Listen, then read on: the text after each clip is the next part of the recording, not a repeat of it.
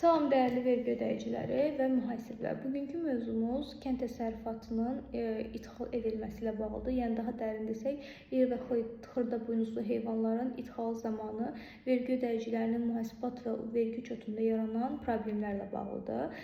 Nələr baş verir? Ən çox hansı hallarla qarşılaşırıq? Bəzən bu fəaliyyətlə məşğul olan vergi ödəyicilərində 1 milyon, yarım, 2 milyon, 3 milyon və daha çox qərarlar qəbul olunur. Uçotları qarışır, yəni bunun səbəblərini öyrənmək istəyirlər. Adətən hansı səbəblər var və iş necə gedişatı gedir, bu barədə danışmaq istəyirəm.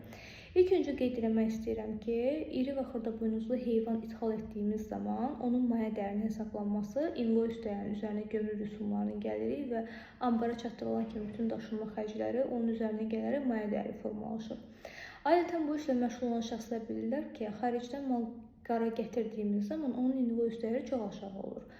Və invoice dəyərinin avtomatik aşağı olmasına baxmayaraq, gömrük orqanları məntəqəsindən keçid zamanı orada ona ƏDV hesablanır. ƏDV də invoice dəyərinin üzərinə bütün daşınma xərcləri gəlir və əlavə olaraq həmin dəyər 18% cəlb olunmur. Təbii ki, statistik dəyər tapılır, yəni real olaraq həmin gətirilən mal, tutalım bir maşın mal gətirilibsə 20 mindirsə onun maya dəyəri, amma bazarda bu bir maşın malın çəkisinə uyğun olaraq real dəyəri 80 mindir.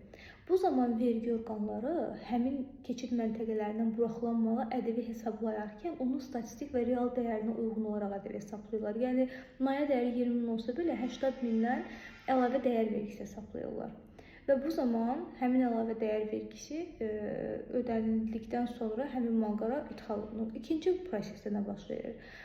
Artıq tutalım ki, bizim 80 minin üzərindən 18% hesabladılar və artıq ödənişimiz elə yarandı.